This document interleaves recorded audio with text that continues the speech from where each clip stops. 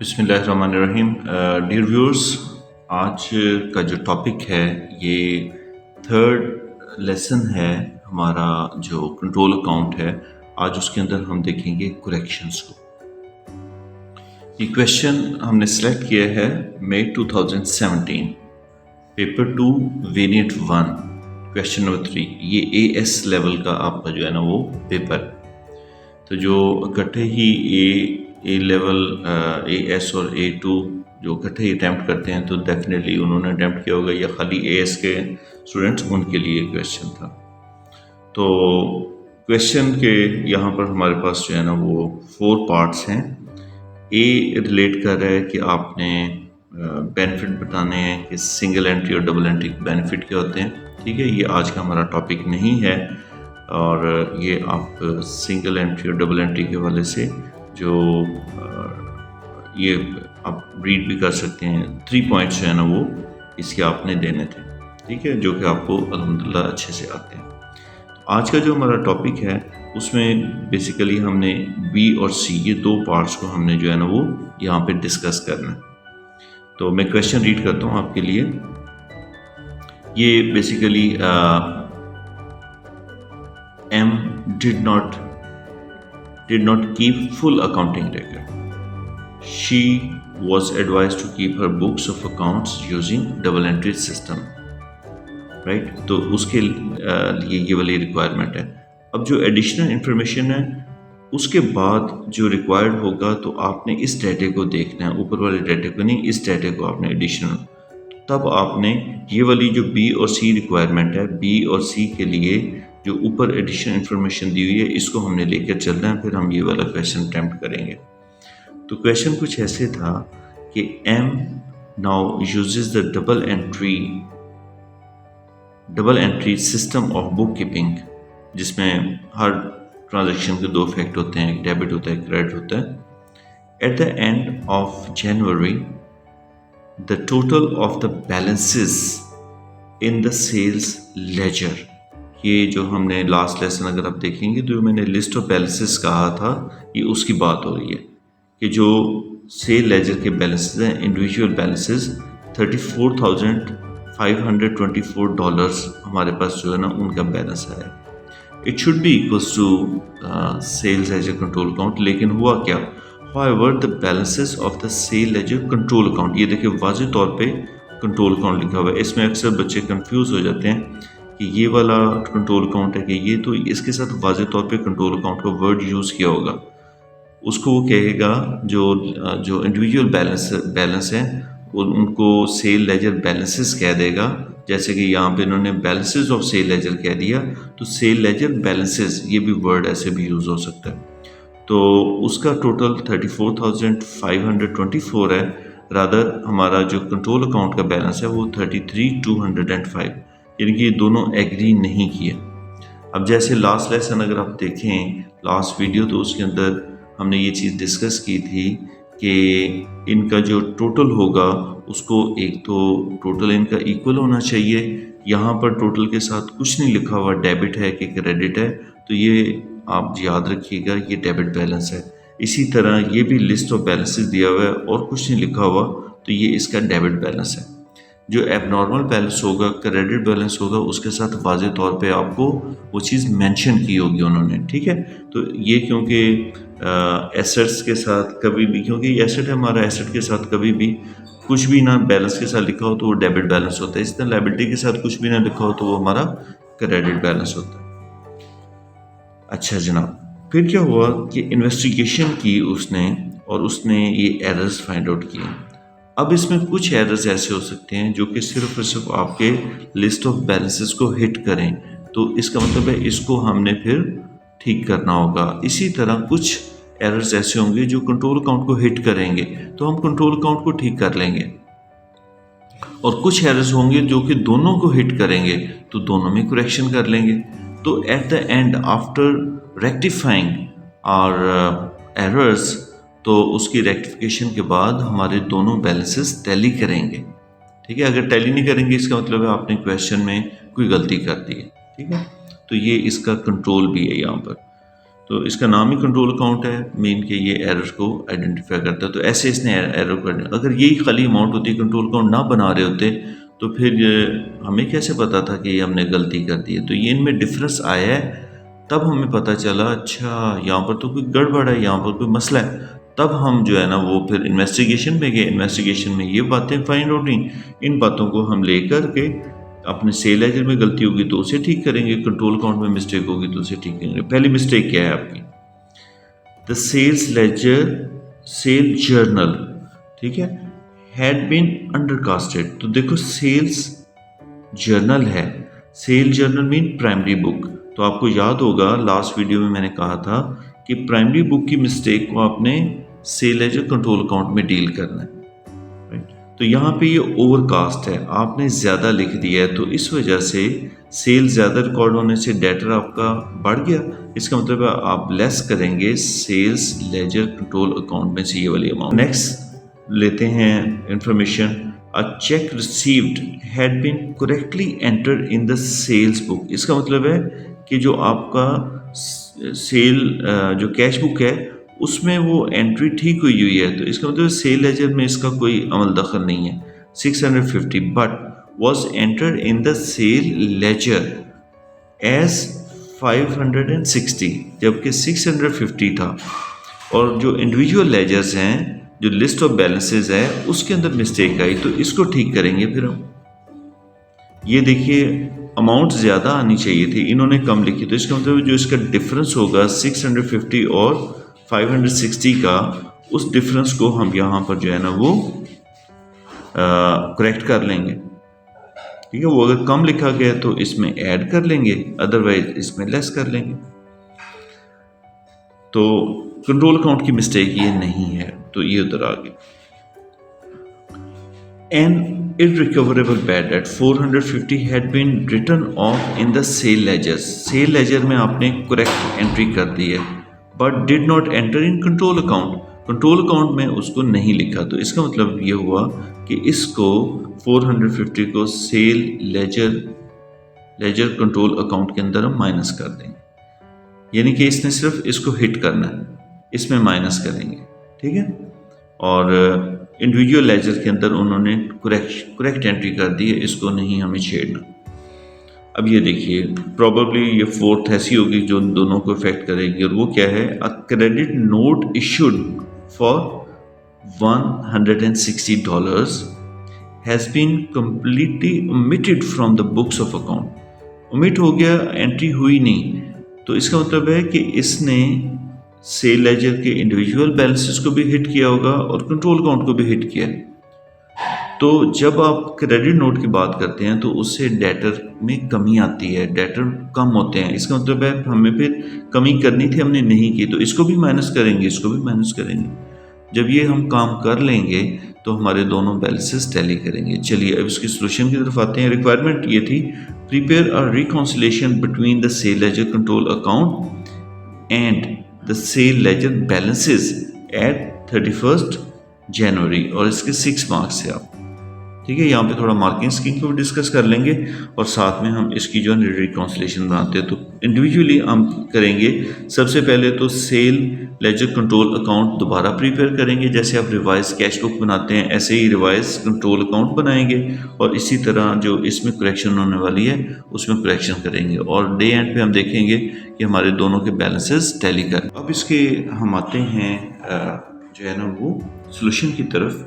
तो इसमें मैं एक दफ़ा जल्दी से दोबारा रिव्यू कर देता हूँ। क्वेश्चन ये था कि M uses now using double entry system, और इन्होंने at the end of January the total of the balances in the sale ledger was 34,524।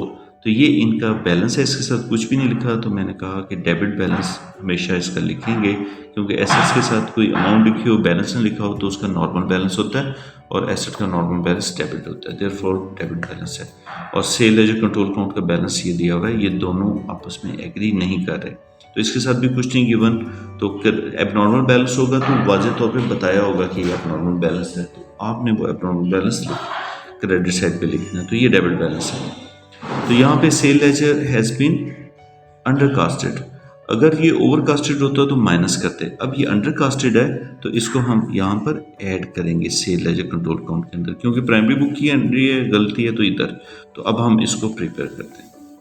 ये सबसे पहले हम बनाएंगे सेल्स लेजर कंट्रोल अकाउंट, और इसका जो अनएडजस्टेड बैलेंस है या जो अनकरेक्टेड बैलेंस है, इनकरेक्ट बैलेंस, वो हम यहाँ पर लिखेंगे। तो इसका जो बैलेंस आ रहा था ब्रॉड डाउन, वो आ रहा था 33,250। और साथ ही साथ मैं प्रिपेयर कर लेता हूँ जो है ना वो जो आपकी स्टेटमेंट ऑफ करेक्शन, जो दूसरी चीज़ इसमें बनानी है हमने, वो बनानी है हमने statement to correct,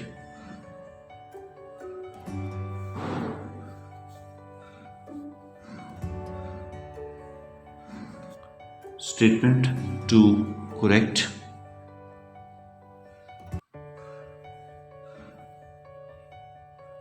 total of sales ledger balances. तो यहाँ पे हम इसका जो है ना वो टोटल ले लेंगे before correction, total of sale ledger balances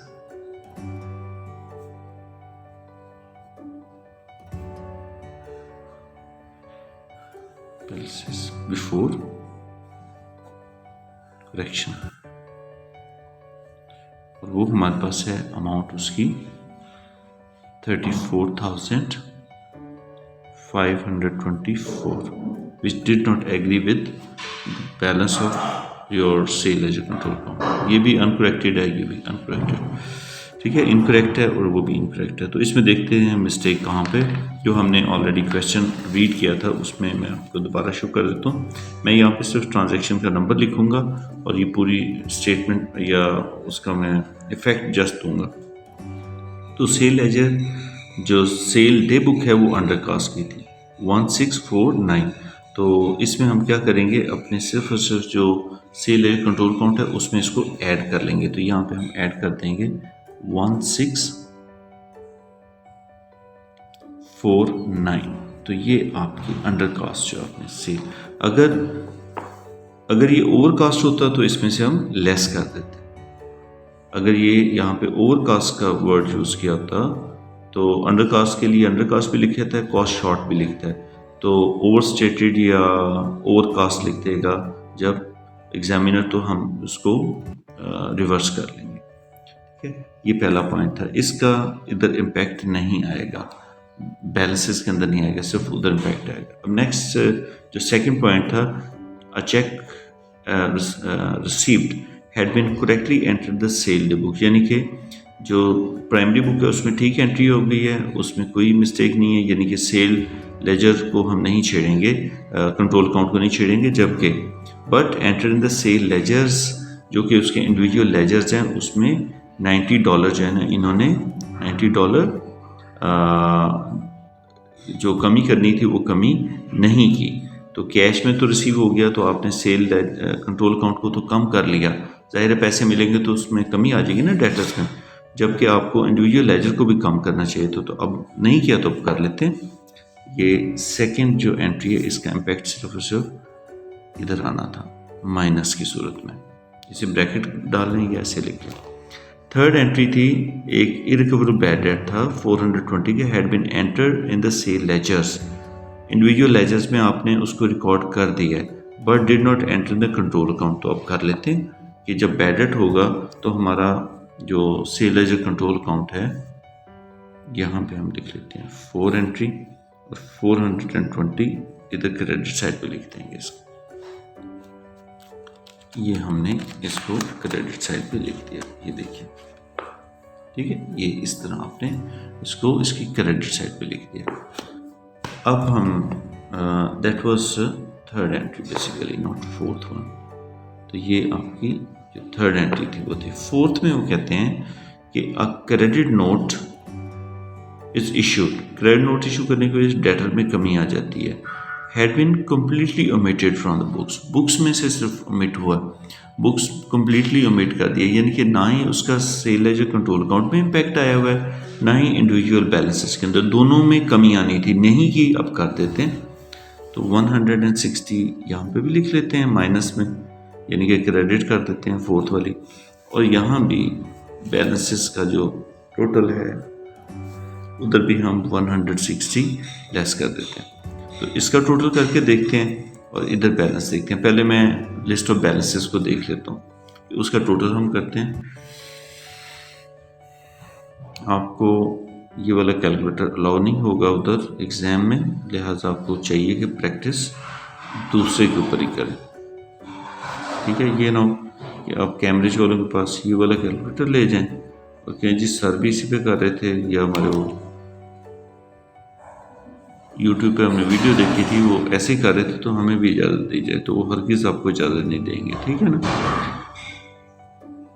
तो इस ये आपका करेक्टेड बैलेंस आ गया।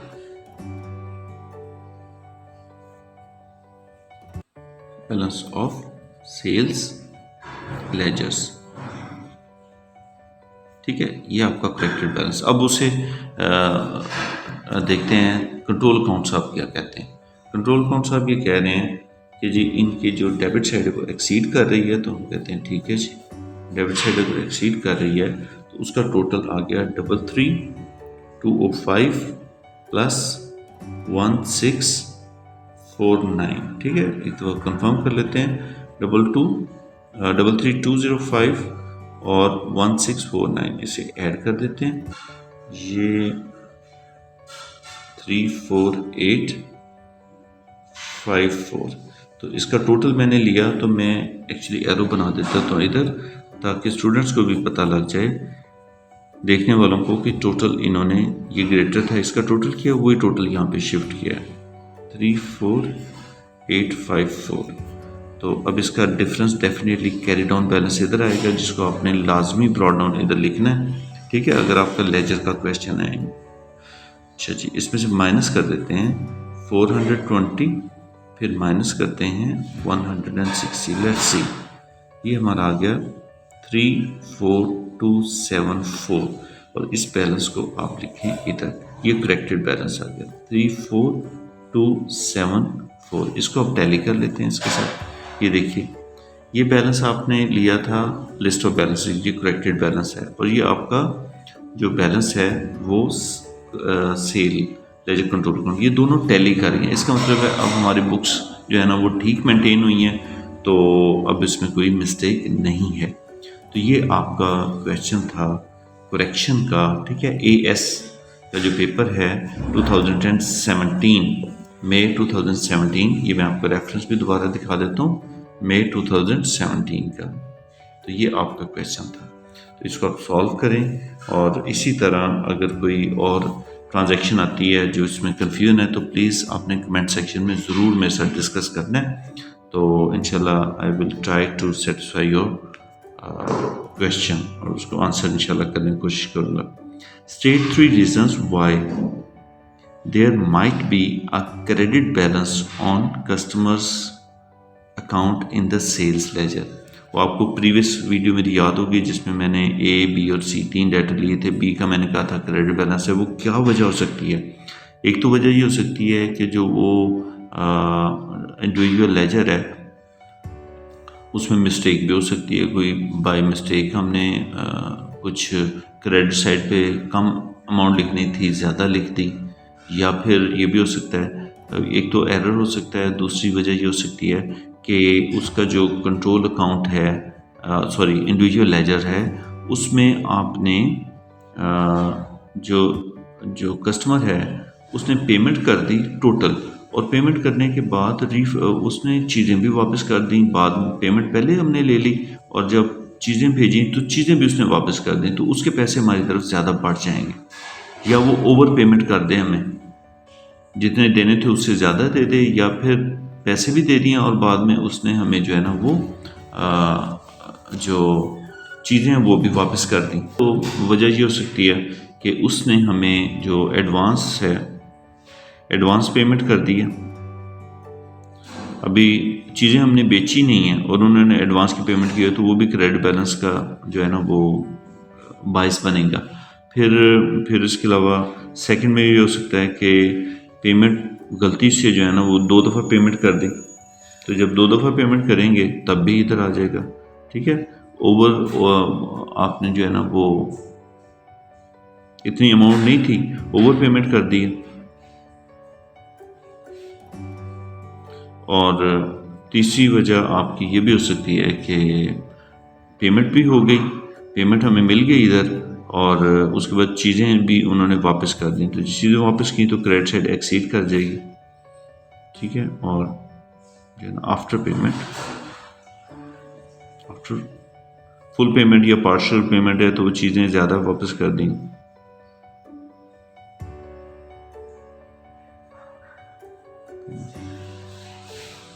Goods are also return. तो ये वजूहात हो सकती हैं जिस वजह से आपका जो बैलेंस है वो इसका ये क्रेडिट बैलेंस जो है ना स्टैंड कर सकते हैं। सो अगर इसमें कोई कंफ्यूजन आए तो please do not hesitate to ask question in the comment section. ठीक है, स्टे ब्लेस्ड और अपना बहुत ज़्यादा ख्याल रखिए। अल्लाह ताला आपको सेहत तंदुरुस्ती दे। खुदा हाफिज़।